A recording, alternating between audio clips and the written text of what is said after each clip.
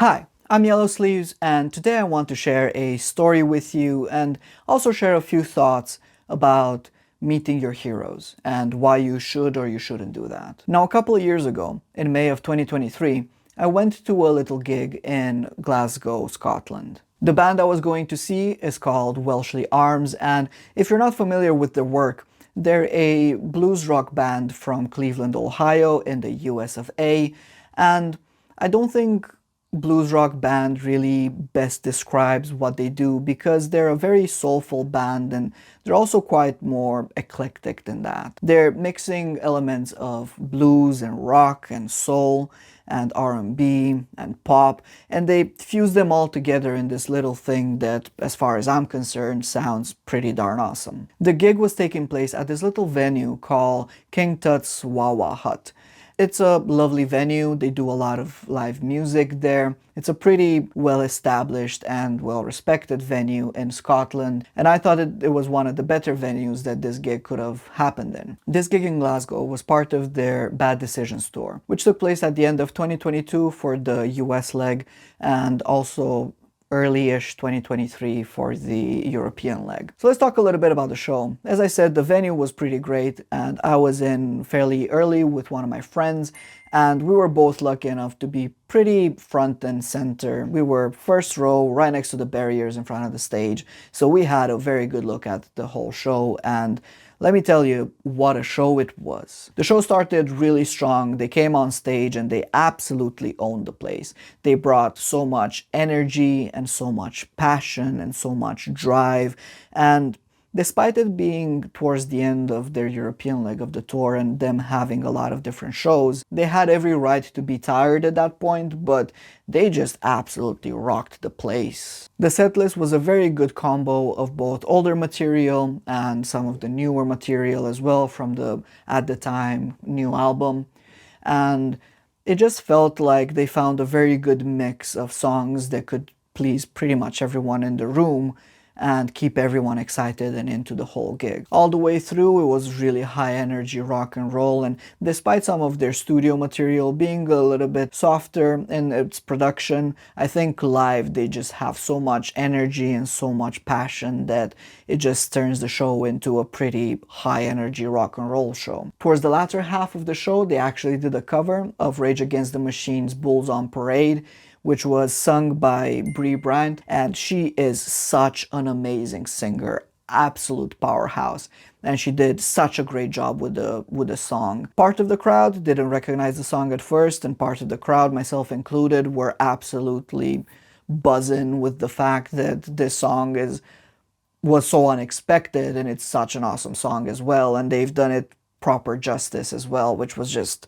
brilliant to experience. So it was really good vibes all around. The crowd was absolutely lovely. At some point there was a issue with the pedal board of the lead singer and guitarist, and that was resolved really professionally. It felt like the tech person knew exactly what they were doing, and it felt like Sam, the singer, knew what he was doing as well, and they got to communicate just through looking at each other, and the show continued. Nothing got interrupted. Obviously the pedal board wasn't doing what the pedal board needed to do, but everyone cracked on with the show and they just worked around it really professionally. So all in all, it was a very carefully put together act, both in terms of the energy and what the band was bringing in, but also in terms of the way the crowd was interacting with what the band was putting out there. There was this real tangible energy exchange in between the performers and the band, and it just felt like everything kind of came together really well. It also felt like the whole performance was a labor of love. You could tell that they were taking pride in their work, and you could also feel just how much passion they were putting into their whole performance, which was brilliant to see. This whole gig experience got me buzzing for at least a couple of days after. But what really topped off the experience for me was what happened after the show. Sam Getz, the lead guitarist and frontman of the band, came out to meet some of the fans. I first went to the merch stand and I got myself a little bit of merch. I got the vinyl of one of their albums, and I also got myself a t-shirt.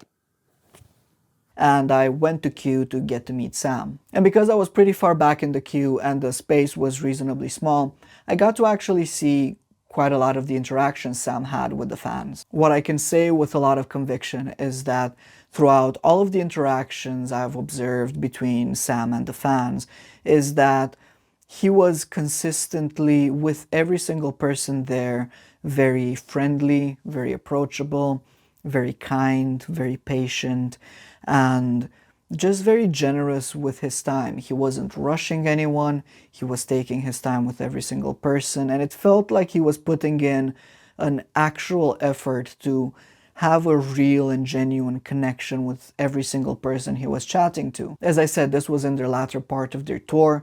They were having nearly back-to-back shows throughout Europe and traveling from place to place. He had every right to be tired and not very fussed with actually spending that much time with the fans that were there. But he didn't do that.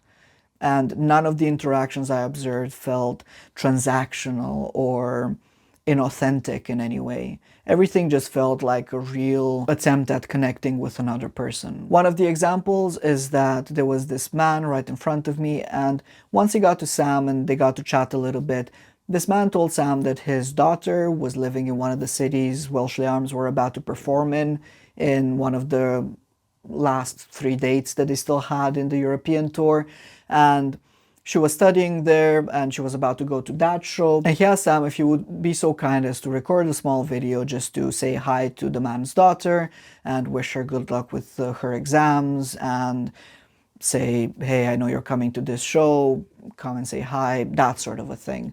And Sam did just that, and he seemed not just willing, but actually pretty happy to do it, genuinely happy to do it, and that was just so great to see. But anyway, my turn came and I went and I had a chat with Sam. I told him how I found out about the band and that I've watched on YouTube their performance at the Sziget Festival in Hungary.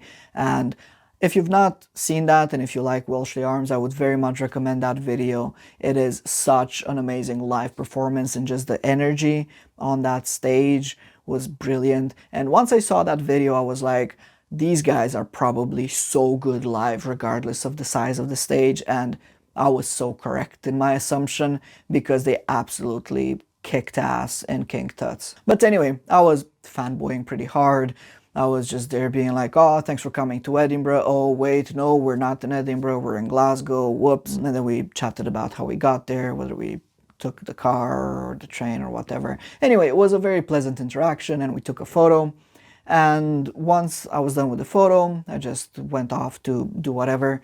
And then I checked the photo and I realized that actually both of our eyes were closed. So went back at the end of the queue and got to Sam again, and I didn't even get to finish my sentence. He just sort of sensed that our eyes were closed, and I was like, yeah, sorry. He was like, oh, something wrong with the picture. Yeah, no worries, let's just go for it. And he was just like so friendly and just so cool with the whole thing. And see, this is what made a really big impact, because after the amazing performance they just put on, I got to have this chat with Sam and observe him interacting with everyone, and everything felt so genuine and real. And it got me thinking, you know, there's the whole don't meet your heroes thing. I think it's solid advice, because I think it's very easy to overinflate someone's worth or to, in our minds, make all sorts of different scenarios about what someone would be like, whether they're famous or whether they're a rock star or whatever else, right?